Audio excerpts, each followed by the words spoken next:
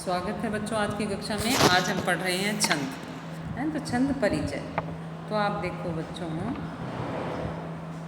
सबसे पहले देखो छंद किसे कहते हैं।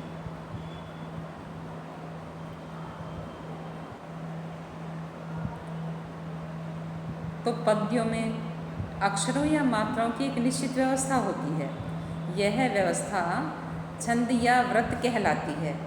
इसके कारण पद्य में गेयता पैदा हो जाती है और जो अक्षरों और मात्राओं की एक निश्चित व्यवस्था होती है उसे ही छंद कहते हैं। छंद का दूसरा नाम व्रत भी है। छंदों में लघु या गुरु का ज्ञान अपेक्षित है। हमें जानना होगा कि लघु कौन से हैं और गुरु कौन से हैं। तो ये लघु जो वर्ण हैं वो देखो ए, ई, उ, री, लिरी हैं। इनकी लघु मात्रा ऐसे लगाई जाती है।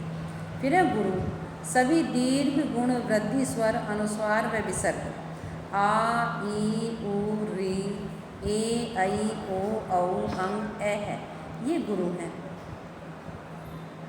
और यदि इन गुरु वर्णों के बाद संयुक्त अक्षर हो तो वह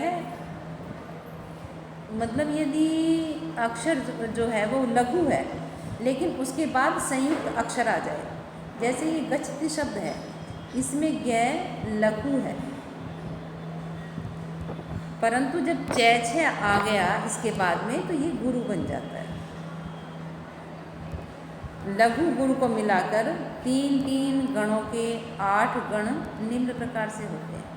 तो बच्चों गणों के बारे में आपने बहुत पहले से ही पढ़ा है। तो यमाता, राजभान, सलका, तो हमें ये 3 गिनने होते हैं। ये केवल 3 गिनते हैं ऐसे, फिर अगले 3, फिर उस तरह से आगे के 3, उस तरह से आगे के 3, आगे के 3 हैं। और लघु मात्रा जो अकेला वर्ण है ऐसे होगी, गुरु मात्रा ऐसे होगी। तो इस तरह से हमारे ये वर्ण बन जाते हैं यगण, मगण, तगण, रगण, जगण और भगण।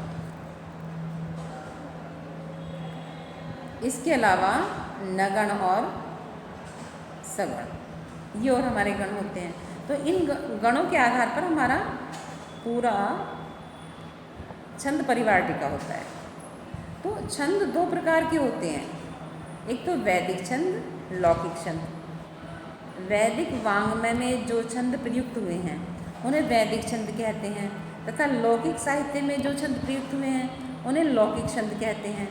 वैदिक छंदों में केवल अक्षरों की गणना ही की जाती है, अतः इन्हें अक्षर छंद या वर्णिक छंद भी कहते हैं। लौकिक छंदों के अक्षरों की जो महत्ता है या उनके मूल्यांकन जो किया जाता है उसमें हमें लघु गुरु मात्राओं का ध्यान रखना होता है, अतः वे मात्रिक छंद कहलाते हैं। तो बच्चों ये आपकी समझ में आ गया। अब देखो इसमें सबसे पहले हम पढ़ रहे हैं वैदिक छंद। तो वैदिक मंत्रों में गेयता का समावेश करने के लिए अनेक छंदों का प्रयोग हुआ है, जैसे गायत्री है, अनुष्टुप है और त्रिष्टुप छंद प्रमुख है। तो हम यहाँ पहले गायत्री छंद पढ़ते हैं। गायत्री छंद बच्चों आपको आता है। तो चतुर्विंशति अक्षरः गायत्री हलायुध है। इसमें चतुर्विंशति 24 अक्षर होते हैं। गायत्री छंद में की 3 विशेषताएं हैं।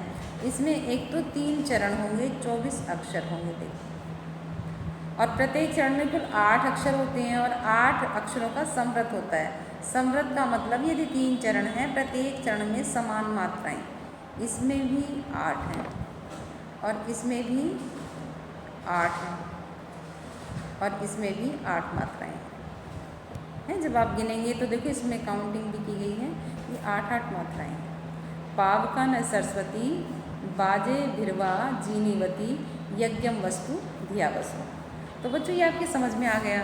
अब देखो अगला छंद। अब हम बच्चों ये आपकी समझ में आ गया